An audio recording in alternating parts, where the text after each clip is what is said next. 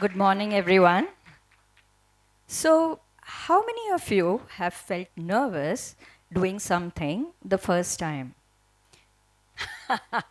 Well, I am the same as you, right? So, even at the age of 60, very recently, I was very, very nervous. And what was it that was making me nervous? Well, I had to stay 6 whole nights in the wilderness of the Himalayas like this in a tent. So, why would she be nervous? So, you can see the kind of places that I've stayed. So, what was it that was making me so nervous? Well, I had a real irrational fear. And what was that irrational fear? Well, I had a fear that when I was sleeping in that tent, and that tiny, very thin thing, I would have a bear who would really think that I would be the best dinner for that day, for that bear.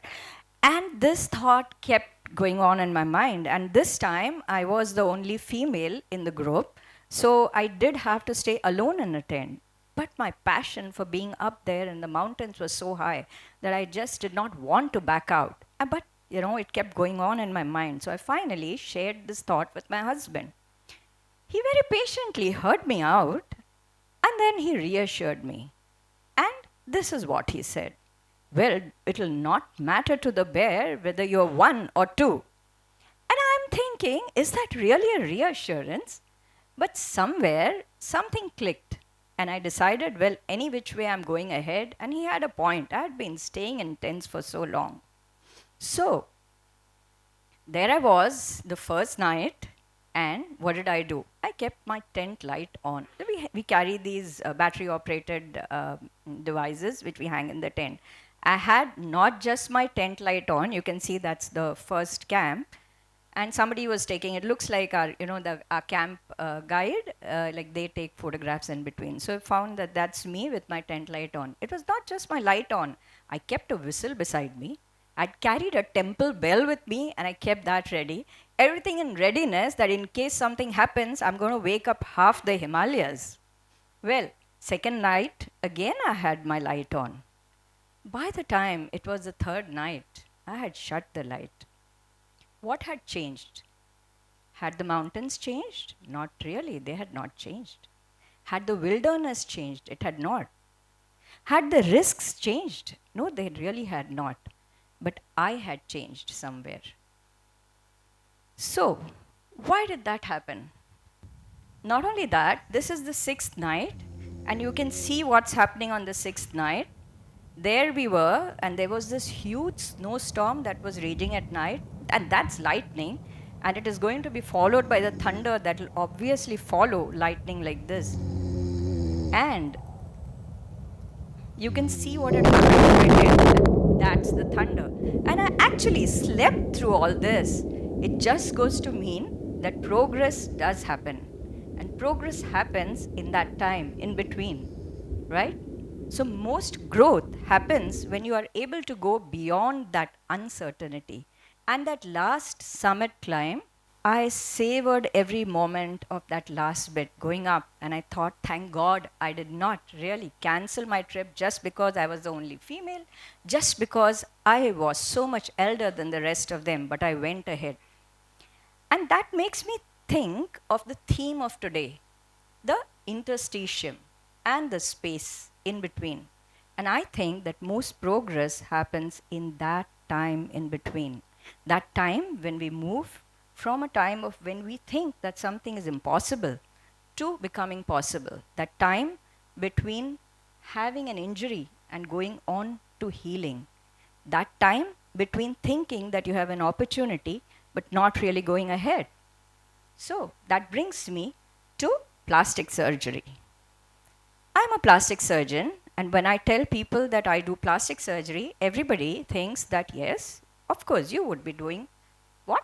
Cosmetic surgery. You would be doing the tummy tucks, or you would be doing maybe somebody's nose, but that's not what I do. What I'm doing is reconstructive surgery. I am restoring dignity, I'm restoring hope to those people who have lost something, whether that loss is because of trauma or whether the loss is because of maybe you were born without something. So in very simple words, you can say that what I'm doing is making whole that part which is lost.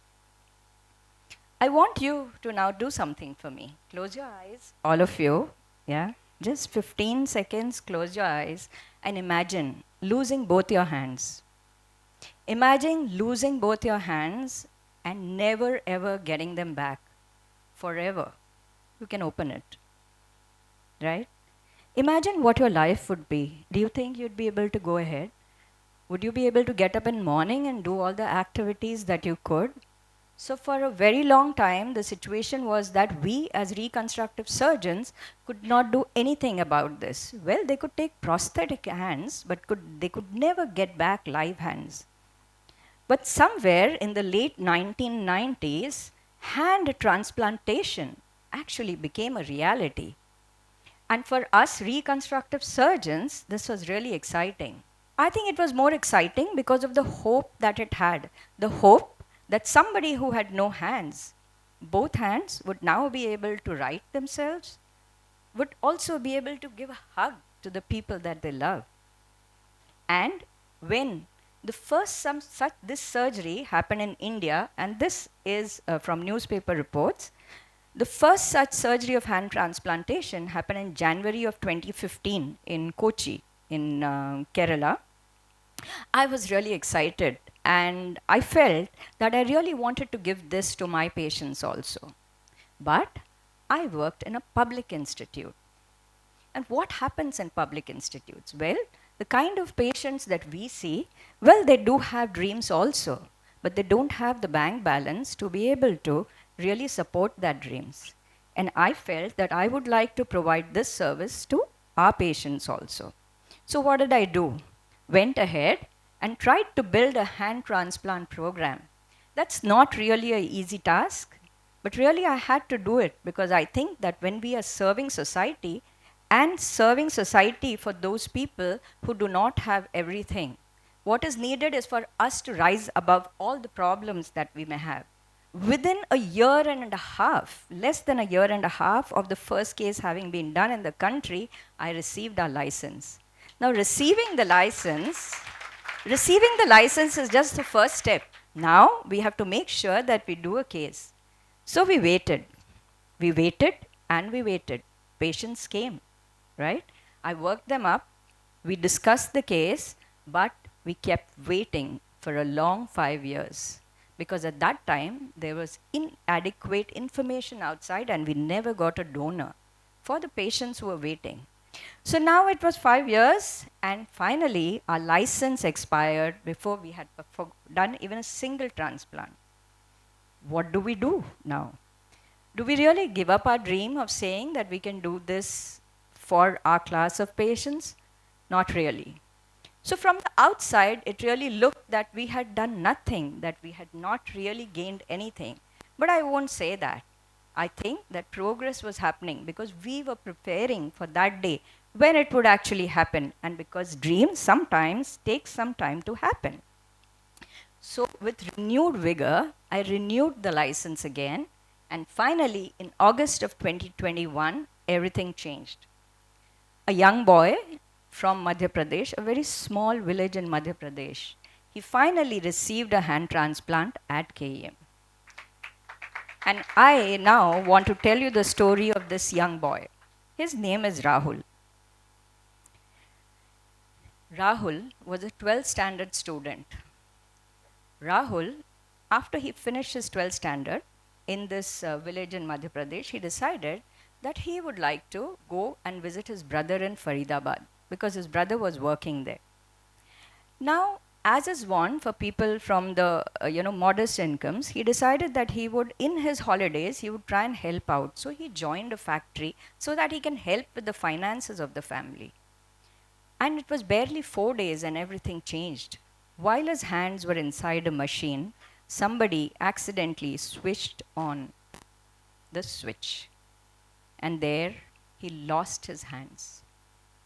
They did rush him to the hospital, but nothing could be done. And Rahul, a young 12th standard boy who had just completed his exams, he thought he had the future in his hands because he, in his own way, had decided that he would get educated and he would take his family ahead.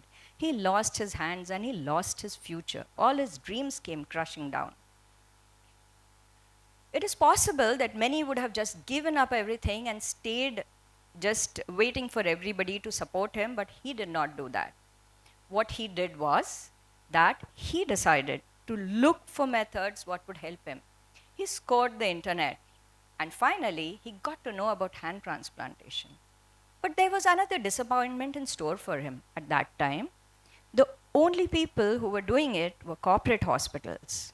So, and he knew that he did not have all the lakhs of money that would be needed to be able to get the surgery done. He continued searching and then he found a tiny report which said that KM Hospital, a public institution, also had the license. So, from this really very small place, he decided to come with his uneducated father, not knowing a single person in the city of Mumbai. The two of them land up in our OPD. And he says that I want a hand transplant. Well, we send him through all the tests, he goes through everything, he goes through all the investigations, he also approaches the Madhya Pradesh government for help, financial help, and he receives it in full. I was really impressed because I actually got a call from a district administrator calling up and checking that he's really, registered with us. After that, finally the day came. I received a call which said that hands were available. There was a family, despite their grief at losing their family member, they had decided to donate the hands. That was the first such donation in the city of Mumbai.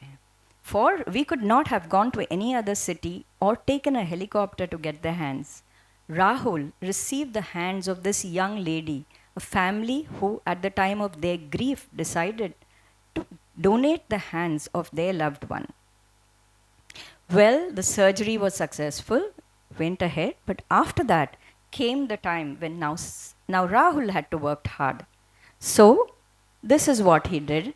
He went through a lot of therapy, and these are the kind of motions that he was able to do. This is the first time that he was actually writing, and he started brushing his teeth. And very soon, in a couple of months, Rahul was now able to eat with his own hands. I want to tell you something else. So it was just, I had operated him in August, and 4 days later, there was Raksha Bandhan. Yeah, so also I want to tell you about this. That is the Rakhi that I tied to him. When I used to do his dressings, it was just 4 days later, I was doing his dressing. I actually got 2 Rakhis sterilized because everything had to be sterile. I tied them together because he had a very large wrist with all the dressings, and managed to tie a Rakhi to him. And I made him promise that we, of course, would take care of him all his life, but also he had to take care of his hands and work towards therapy. While the whole year, while he lived in the city of Mumbai for therapy, I also got him enrolled in a computer class. And he managed to go through this also with flying colors, and he received a diploma, kind of a degree for this also. Finally, at the end of a year, Rahul went back to his village. Now, he joined a bachelor's course. He joined BCom. A whole year later, one of my junior colleagues received a call from him, and he said that I have passed my first year. Not only have I passed my first year, I have written the exams with my own hand, and I have not asked for a writer. He finished it in time. I could feel that pride in him, and at that time, I felt the pride in myself. Not as the surgeon, but for the thought that I had changed someone's life. After this, he went on to complete his bachelor's degree. Today, he is back in Mumbai, and he is working. But the story doesn't really end here. That Rakhi continued. Every year, Rahul would make sure that he comes back for Rakhi, and these are some of the Rakhis over the years. So our bond was not just that of a patient and a doctor, but now I think this patient had become family for our department. So people ask me, what is your greatest reward of being a reconstructive surgeon? Finally, it's a very, very tough job. Is it all the major surgeries that we do? Is that what makes us happy? Getting into the OT in the morning and come out only at 12 o'clock at night? Is that what makes us happy? Is it the success of having done a great surgery? I think that is not what keeps most of us going. What keeps us going is this, what's written here. It is watching someone reclaim a future that they thought that they had lost. This story that I have told you of the hand transplant, it's not because it is a surgery that we did and that it is pride that we did a big surgery, but what I want to share here is a story of perseverance and resilience. I think here there were two who were resilient, there were two who decided to persevere. Our team also. At the end of 5 years, when we were not able to do a hand transplant, we did not give up. We said that we will continue, and we applied. Applying for a license itself is a very, it's a tedious job. We went ahead and did that. And the story of Rahul, our patient, did not give up. When he lost his hands, not knowing anybody, he decided to come ahead. Also, he also had a waiting period. And in that waiting period, we also decided to support him in the best way possible because it was yet COVID times and he was worried and he couldn't stay on in Mumbai. I had some donors who helped him out at that time. So this story of resilience makes us understand that often when nothing is moving ahead, actually things are yet falling in place somewhere. Very often that progress is invisible till you can actually see it. And at that time, what are you doing? You're actually building up your character, you're building up your strength, and you are building up your skills. And I think this is one experience, this is something that I have learned over a period of time that keep going on ahead. And I hope that this is what I can share with all of you and you take away this from this talk of mine. What I want to share with you are that I live, I think, by 5 simple steps. What are these steps? S, stretch beyond your comfort zone. If I had decided to stay back just because I had an irrational fear, I would have never savored that summit which finally came my way. Next, what is it? T, trust your preparation. Remember that if you want to do something, you prepare, prepare, and prepare. Prepare to the best of your abilities, but then after that, always trust it. Next, E, embrace uncertainty. Nobody is ever going to give you a guarantee that what you are going to do, whether you are going to succeed or no. So don't keep doubting yourself. Embrace that uncertainty. Have faith in your own preparation and go ahead. Next, persevere patiently. As I said, progress is often invisible till it actually becomes visible. And the last one, I think, is the best. Serve selflessly. Wherever you may be, I think in each and every field in life that all of you students, when you go ahead, whatever you may be, remember that please be there to serve those who do not have as much as you have. Be there to do that, and I think that is what is going to give you the maximum satisfaction. भगवान और मेरा रिश्ता ही ऐसा है, मैंने कभी ज़्यादा मांगा नहीं और कभी उन्होंने कम दिया नहीं है.